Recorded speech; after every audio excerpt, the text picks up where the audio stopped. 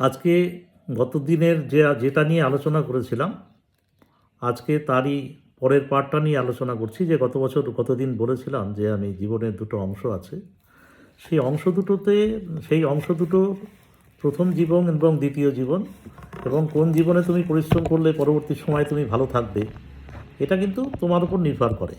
এবং বলেছিলাম যে চয়েস তোমার নিজস্ব চয়েস, তোমাকে ঠিক করে নিতে হবে তুমি কি করবে। তুমি এখন সময়টাকে নষ্ট করবে, পরবর্তী সময় কষ্ট পাবে, নাকি এখন নিজেকে তৈরি করবে, পরবর্তী সময় সুখে থাকবে, সেটা তোমার চয়েস। এই পর্যন্ত গতদিন বলেছিলাম। আজকে যেটা বলছি সেটা হচ্ছে যে নিজেকে তৈরি করার দ্বিতীয় অংশ সেটা হচ্ছে আত্মবিশ্বাস। সব থেকে বড় জিনিস। এবং এই আত্মবিশ্বাসটা কিন্তু অত্যন্ত অত্যন্ত গুরুত্বপূর্ণ বিষয়, যে নিজের উপরে বিশ্বাস রাখা। আমি পারি, আমি পারবো, এই বিশ্বাসটা তোমার ভেতরে নিজেকে অর্জন করতে হবে। অর্থাৎ একজন মানুষের নিজস্ব শক্তিটা যে কত ইম্পর্টেন্ট, সেটা কিন্তু তোমাকে বুঝতে হবে। কতখানি ইম্পর্টেন্ট নিজস্ব শক্তিটা।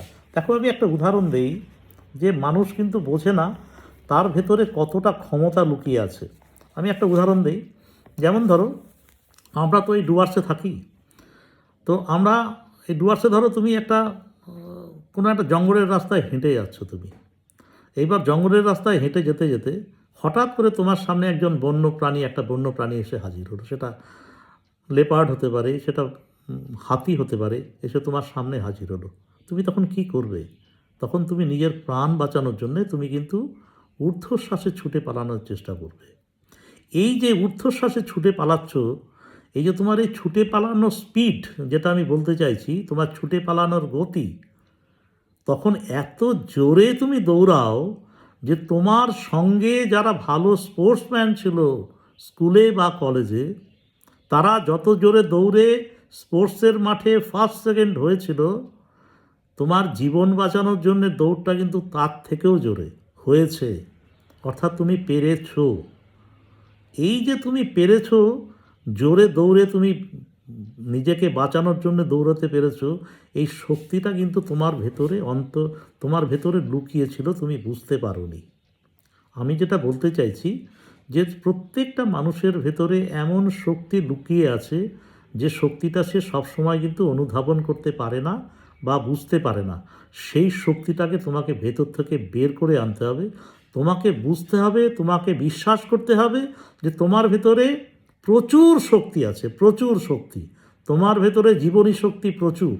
এইটাকে কাজে লাগাতে হবে, এই জীবনী শক্তিটাকে তুমি যদি কাজে লাগাতে পারো কোনো একটা ক্রিয়েটিভ কাজে, তুমি কিন্তু সাফল্যের মুখ দেখবে। দেখো, আমরা কিন্তু আমাদের যে বিভিন্ন পৌরাণিক যেসব মহাকাব্যগুলো আছে, তার ভেতরেও কিন্তু আমরা এই ধরনের উদাহরণ দেখেছি। গুরুদেব জিজ্ঞাসা করছে, গাছের ওপরে তুমি কি দেখছো?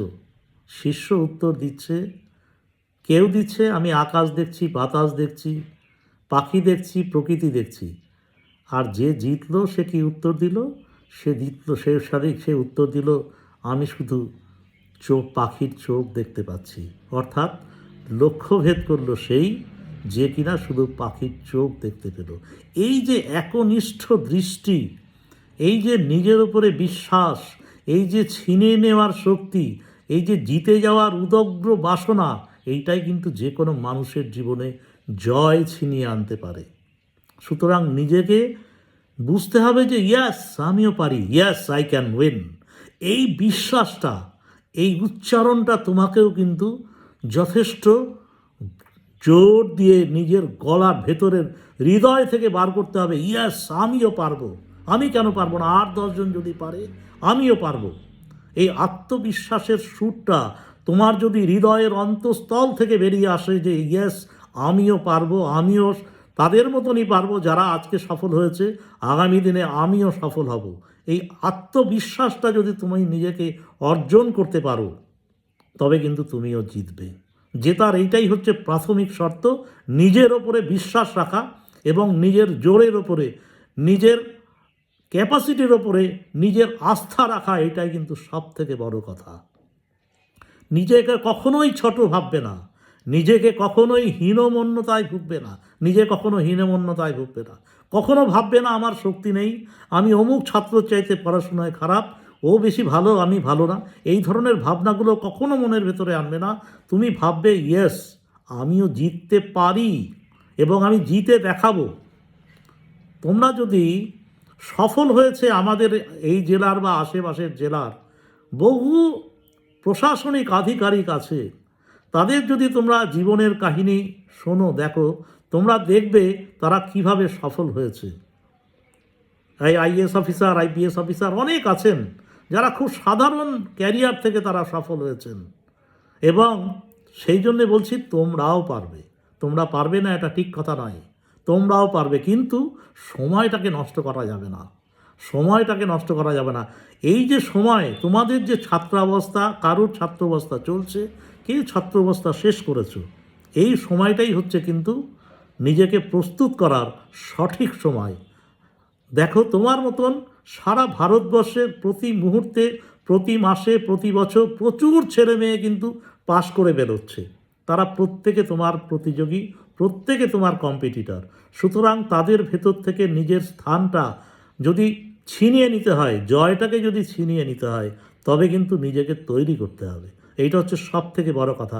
আজকের দিনের আজকের বার্তা আমার একটাই, নিজেকে তৈরি করো, নিজের ওপরে আস্থা রাখো এবং জয় ছিনিয়ে আনার জন্য নিজেকে প্রস্তুত করো।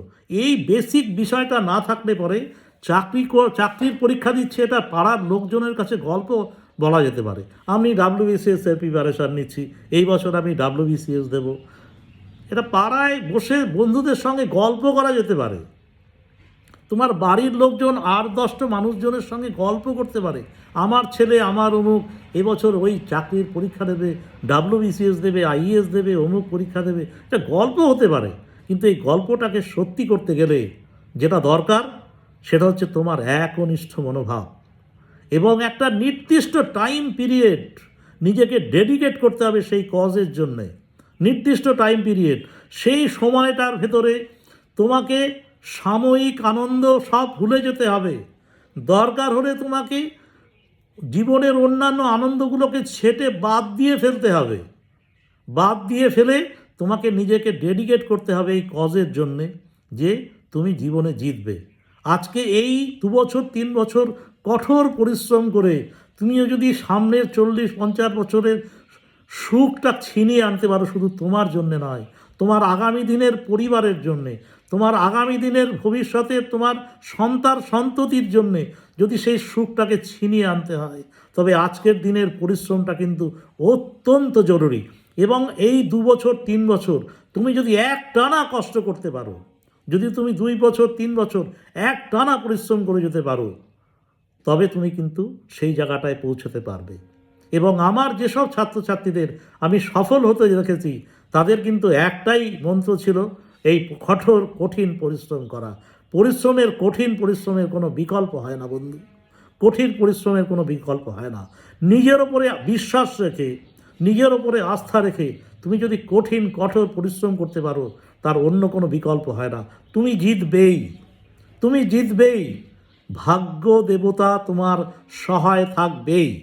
কিন্তু তুমি যদি মনে করো যে আমার ভাগ্যে নেই তাই আমার কিছু হলো না, আমি কিন্তু এই ধারণায় একদম বিশ্বাস করি না। কারণ ভাগ্য কখনো এসে তোমাকে জয়ের মুকুট পরিয়ে দিয়ে যাবে না যদি তুমি ঘুমিয়ে থাকো। তোমাকে জয়ের মুকুট পরিয়ে দিয়ে যাবে তখনই যদি তুমি নিজেকে চেষ্টা করো। তুমি যদি 50% চেষ্টা করো, 50% তোমাকে ভাগ্য সহায়তা করতে পারে। কিন্তু তুমি যদি 0% চেষ্টা করো, তবে ভাগ্য তোমাকে 0% দেবে। তাই বলছি যে চেষ্টাটা শুরু করো আজকের থেকে, এই মুহূর্ত থেকে নিজেকে তৈরি করা শুরু করো।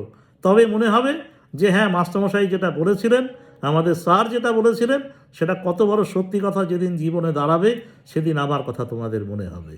তাই বলছি, সময় আর নষ্ট করো না, আজকের থেকে নিজেকে তৈরি করা শুরু করো, আজকের থেকে নিজেকে নতুন করে রিবিল্ড করা শুরু করো, যাতে কিনা তুমি জীবনে আগামী দিনে জয়ী হতে পারো। এবং তার জন্যে একটা কঠিন পরিশ্রম দরকার, একটা সাধনা দরকার। মেরিট কিন্তু শেষ কথা বলে না, শেষ কথা বলে পরিশ্রম। এটা বলেই আমি আজকে আমার কথা শেষ করছি। সবাই খুব ভালো থাকো, সফল হও জীবনে।